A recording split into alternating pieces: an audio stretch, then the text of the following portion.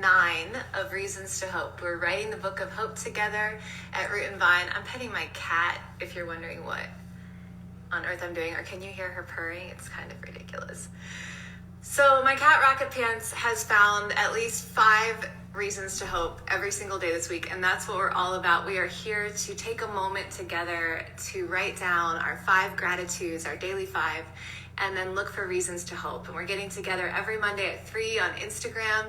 And you can also find all you need to know to get started if you want to write your own book of hope with us for 2021. We are 9 weeks in.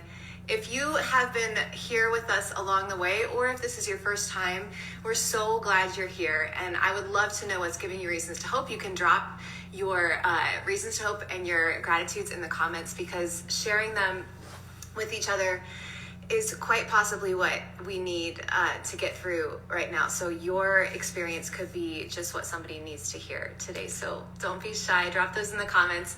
I'm so excited this week to get to introduce the Reasons to Hope community to author and poet Sarah Wells.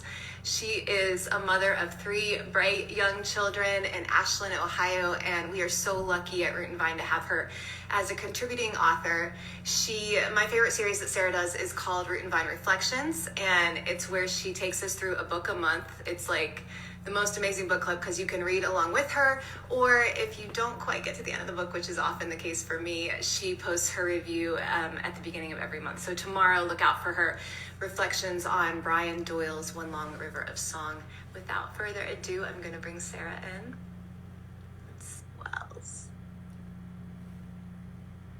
Do I see you? No. There you are! Here I am! How are you? I'm good. How are you? I'm good. I like backlit though, so we'll have to deal with that. But at least there's sunlight. Is it feeling like spring where you are? It is, yeah. That's one of my reasons to hope this morning, actually, was because we saw birds outside for the first time in I feel like forever. So it was fun to spot those. Yeah. That's amazing. Well, I was going to straight out ask you what's giving you reason to hope. So that's a good one. That's a good start. What else has been going on? What's on your heart? Well, I was thinking about a passage of scripture this morning from Hebrews involves hope and how connected hope and faith are to one another, and how that it's like Hebrews 11, I think, says that faith is the substance of things hoped for and the evidence of things not yet seen. And I was reflecting on that. I've been reflecting on it a lot because a lot of the evidence of things not seen in my life is starting to become seen, which is really exciting for me. But last year I had a long year of hoping for something to change with health, with COVID, like many of us, hoping for things to change. And I kept hearing from God, to trust, he's been there before with me through lots and lots of seasons of uncertainty. And I didn't know what that meant, but I had decided to leave my full-time job, and I didn't know what was going to come next. So all of this kind of ties in well with Root and Vine, in that about 2 days before I had started to talk with you, Kate, about Root and Vine, I had decided that I was going to leave my job. I was like, I don't know what's going to happen next. And then God just opened a door and made an opportunity come to light and show me what the future and what new thing he was doing and could be doing in my life moving forward. And so as I was thinking about, all of the different reasons to hope, often the reasons that we have to hope are things that have happened in the past and that we can cling to and that build trust in God and faith that something good will come forward, even if the stuff that we see around us right in the moment is not very promising. And so, like, when I look outside my back window in the morning and it's green, it's mostly brown, mostly wet and muddy and gross, and I'm like, oh, look, there's a cardinal. Oh, look, there's a blue jay. The songbirds are coming back. Like, there's reasons to hope. There's a future that is on the horizon. And I know because these are pieces of evidence that have been there for me in the past, I can know that this is evidence that something good is coming again in the future. So that's kind of a muddled mess of many reasons to hope, actually. I love it. It's not a mess at all. And actually, we are all just, muddled messes figuring our way out. Right. And it's beautiful. That's what's so beautiful about spring, especially too, as a season. And so if anyone hasn't read Sarah's piece on Lent, it was just published on Saturday, and I love it. It's so beautiful. And I think it speaks to what you were just talking about. And, but in regards to where we're at seasonally as we walk through Lent towards Easter. And I know for me, when I woke up this morning and it was March 1st, I was just so thrilled. It just felt like a turn, right? Like I don't know. I mean, I know we're both in Ohio, in different parts of Ohio, and we can see, I actually just started snowing. I was going to say we could see that the spring was here, the sun is coming out, and I just looked out my window. But you know what? It's all part of the journey. It's all part of the muddling and the mess. But I wanted to ask you, so that our viewers and our Reasons to Hope community can continue to connect with you through Root and Vine, but you also have some books published. Yes, I do.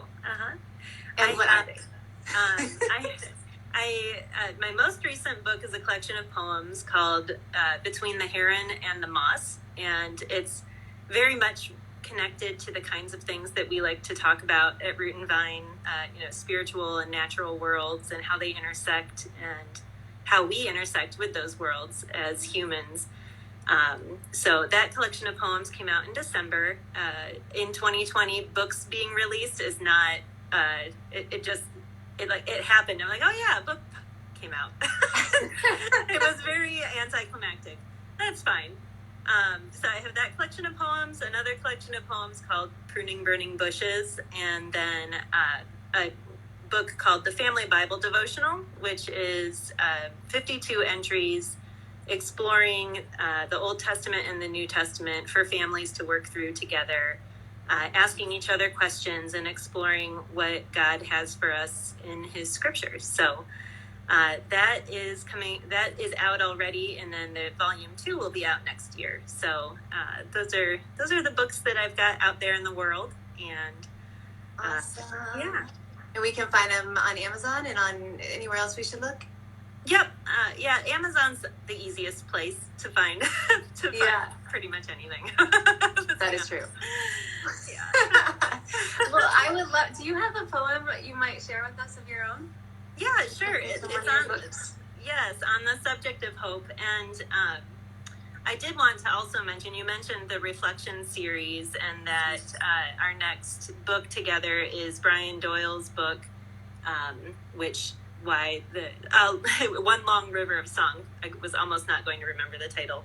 I love it. Which is essays on wonder. And I feel like a lot of those essays really capture the spirit of hope and of looking for and clinging to the pieces of nature and just our everyday experiences that can draw us closer to God and closer to one another and closer to nature. And so I'm really excited about that book and that review. So if you haven't had a chance to read it yet, at least snag one of his essays, because he's just a phenomenal essayist and a real delight to read.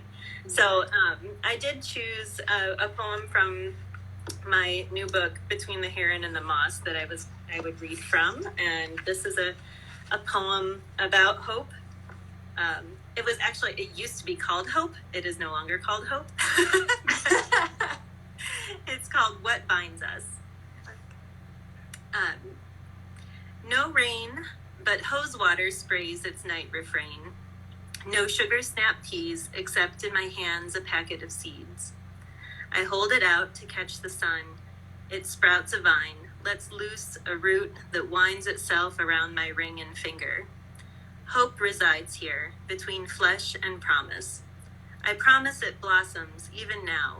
Its airy, translucent petals push out through drought. Its stem will hem us in, and then, you see, I am here, holding this bouquet of peas, a fountain of vines, and rain. So that's my poem. I love that. Yeah. Thank you so much for sharing with us. And I'm so excited for your reflections to come out tomorrow. Everyone go to rootandvinenews.com to see Sarah's latest piece on Lent as well. And as always, we're going to be here every Monday on Instagram Live, sharing our reasons to hope. Please drop your comments below. What's giving you reason to hope this week? Sometimes what you are experiencing is exactly what someone else needs to hear to get through. So thank you so much, Sarah Wells. Thank you all for being here, and we will see you next week.